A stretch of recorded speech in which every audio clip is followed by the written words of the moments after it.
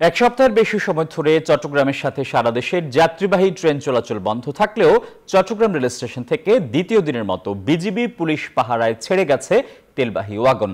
বিস্তারিত জানাচ্ছেন নয়ন পড়ুয়া জয়।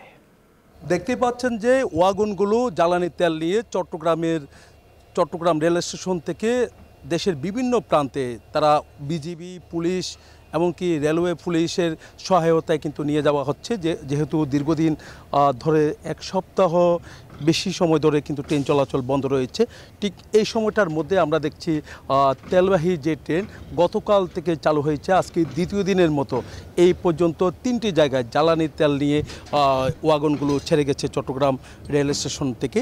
তো এখানে যারা রেল স্টেশন কর্মকর্তা আছে, একই সাথে দেখতে পাচ্ছেন বিজিবি তাদের যে পাহারা আমরা দেখছি একেবারে নিরাপত্তা দিয়ে কিন্তু এই তেলবাহী যে ওয়াগনগুলো তারা ছেড়ে যাচ্ছে বলে আমাদেরকে জানিয়েছেন। তারা বলছেন এইভাবে কিছুদিন চলবে, এরপরে যাত্রীবাহী যে ট্রেনগুলো আছে সেই ট্রেন চালানোর জন্য কিন্তু তারা পরিকল্পনা নিয়েছে বলে আমরা জানতে পেরেছি। যে ওয়াগনগুলোতে কিন্তু আমরা দেখছি এখানে বিজিবির যে টহল, সেই টহল তারা অব্যাহত রেখেছেন।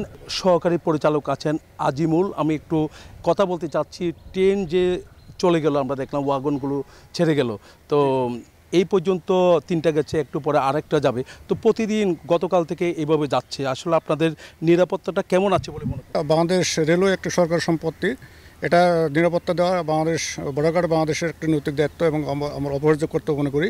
এইভাবে যদি যাত্রীবাহী ট্রেনও চলে তাহলে রেলপথে তেমন কোনো ঝুঁকি নেই বলে তিনি আমাদেরকে জানিয়েছেন। তবে রেল কর্তৃপক্ষ যেমনটা জানিয়েছেন, তারা উপর থেকে যদি নির্দেশ পায় তাহলে যাত্রীবাহী ট্রেন চলাচলের জন্য তাদের যে প্রস্তুতি তারা নিয়ে রেখেছেন, সেই প্রস্তুতি অনুসারে তারা যাত্রীবাহী ট্রেনও ছাড়ার সব পরিকল্পনা তারা আছে বলে আমাদেরকে জানিয়েছেন।